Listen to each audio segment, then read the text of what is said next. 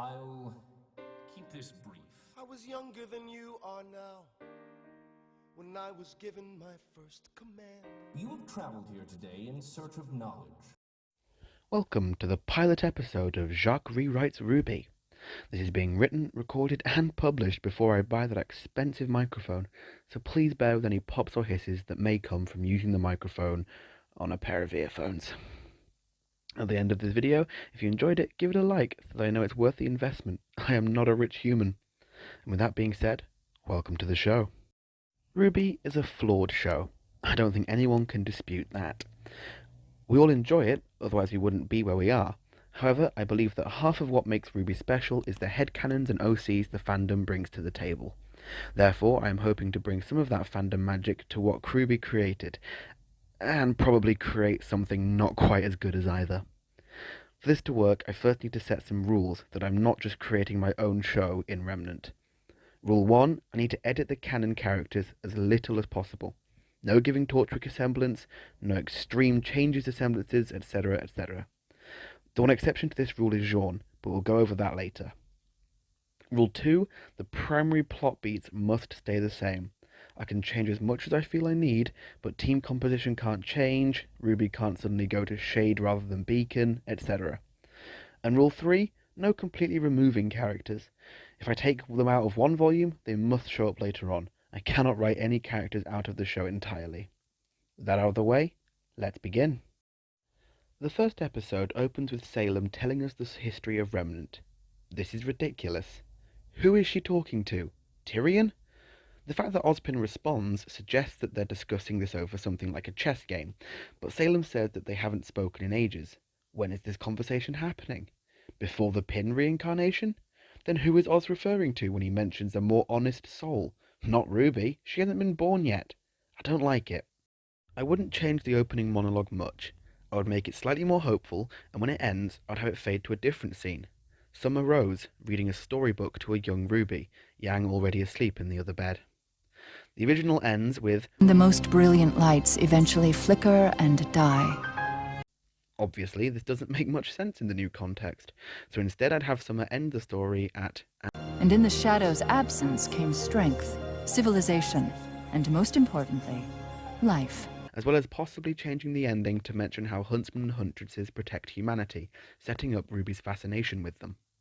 Summer would then close the book and kiss RWBY on the head, before standing up and going to the door. She takes one last look at her daughters and leaves into the kitchen, where we meet Team Stark. We're constantly told how awesome Team Stark were in the original show, but we never actually see this until Volume 3, where we meet Crow and he fights Winter, and Volume 5, when Raven fights Cinder. Obviously, we the audience see this when Raven kicks the butt of Neo, but we don't know that yet. We don't know that's Raven, and neither does Yang, so it doesn't count. We also have to assume that Raven's become more jaded in the time that we don't see her. Therefore, in this scene, we see Ty, Crow and Raven all dressed in casual wear, their weapons on the kitchen table as Summer comes through, and they solemnly try to talk her out of something, saying things like, "We can come with you, you don't have to do this alone," etc. But she smiles sadly and disagrees, and when she's about to leave the house, she makes Raven promise to keep the boys in line, and look after the girls until she gets back. Tears in her eyes, Raven agrees. And this is the last time they see Summer Rose. The scene sets up two things organically in 5 minutes that it took Rooster Teeth a lot longer to establish. One, Team Stark were a family. They're all hanging out in Summer's home as if it were their own. And two, RWBY's desire to, quote, be a hero like in the books. It connects her positive memories of her mother with her desire for heroism. We fade from the view of the Rose home door to the door of the dust shop, where it plays out largely the same as it did in canon. Roman walks in, demands the dust, jokes about how hard it is to find a dust shop open this late, with the exception that RWBY isn't in the shop. We cut to her walking down the street, chuntering out loud to herself about how she can't believe Yang forgot to get combustion dust, and complaining about Yang's refusal to get it herself, when she arrives at the robbery in progress, and makes a remark like, "When you're done ruining this man's life, could I buy some combustion dust?" There's a short pause while this criminal syndicate is shocked that in fact that a small girl is interrupting them, before Roman gives the "Okay, get her" command, and the rest of the fight progresses as normal until the rooftop.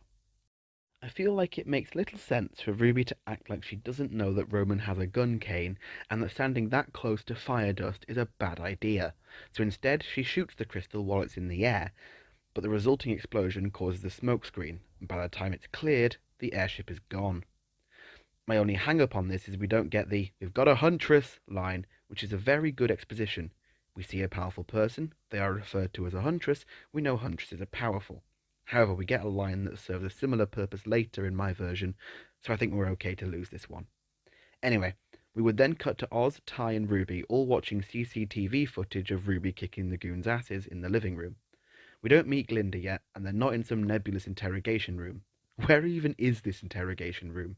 Does Beacon have a dark interrogation room? It doesn't make sense, so instead this scene happens in their front room, and Yang is there with them. I found it odd that Yang only found out Ruby was going to Beacon with her on the airship there, as if they weren't sisters and hadn't boarded at the same time. This way we don't get the clunky, Oh, I can't believe my baby sister's going to Beacon with me. We can tell they're sisters because of the opening scene, and also because they live together. Ozpin would congratulate Ruby on her heroics, but advise her that without a huntress license, vigilanteism is technically illegal. Yang immediately jumps to her defense. What, is she going to go to jail just for helping people?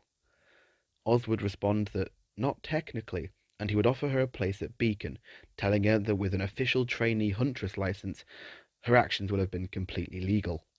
Ty would object. Ruby is still 2 years away from completing her training at Signal. Ozpin comments on the fact that she clearly possesses abilities far beyond what her age would suggest. Ruby would begin to accredit Crow, and Ty would tell Ruby and Yang to leave the room. Yang objects again, but Ty finally puts his foot down and they both leave. Luckily for us, the audience, both girls then almost simultaneously make the decision to eavesdrop and push their ears against the door. Ty argues that he doesn't want Ruby to end up like Summer. Oz expresses his regret for what happened. And note that we don't learn what happened, only that she's not around anymore and that Ty blames Oz for it. Oz would admit to Ty that he misses her too, and Ty would angrily respond, "You can have no idea what it was like to lose her." Ozpin, having lived multiple lives at this point, replies, "Believe me, I know more than you can imagine." Besides, Ty would continue, "You know why she can't go until she's definitely ready. I don't want her becoming a target because of..." And Oz would interrupt, assuring him that her silver eyes would place no more target on her back than that of any other huntress. The sisters look at each other confused. Obviously this is the first time they, and we the audience, have heard of silver eyes being important. And, merely for comical reasons, they wouldn't notice as the door opens and Ty looks down on them. "Ruby." She looks up. "You really want to go to Beacon?" More than anything. The camera would pan to as Ty looks over his shoulder at Oz, who is checking a message on his scroll. Well, okay. The camera cuts to Yang and Ruby looking ecstatic, and then the background cuts while they stay the same, and the camera spins around them to show they're looking out of the window of the bulkhead. The airship scene remains much the same after that, except I would remove Jean's travel sickness, because we see him move at extreme speeds and extreme heights later on, and it's never brought up again. Even when Weiss lands on him, he doesn't even, retch or anything. So that's getting rid of. And while the crater face vomit boy joke is funny, I'm sure we can just use Blondie or some other form of insult or nickname. Ruby would also be a lot more glum at the police report mentioned. Because Glinda wasn't there, Ruby was solely responsible for Tortrick's escape. Also, I would increase Glinda's speech here to make it a full monologue. She would introduce herself, as well as Ozpin, and give a brief explanation of the rocket lockers and what needs to happen once they all get off the magic school buses. Ruby's mood would pick up at the mention of rocket lockers, and the screen would fade to black as we hear Ruby say, "I think I'm gonna like it here." The single quality that is common across every living creature on this planet is fear.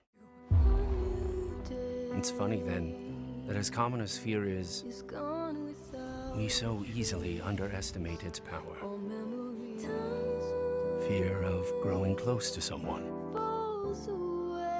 The subsequent fear of loss. Fear of failure. And as more people depend on you, those fears can take on greater power.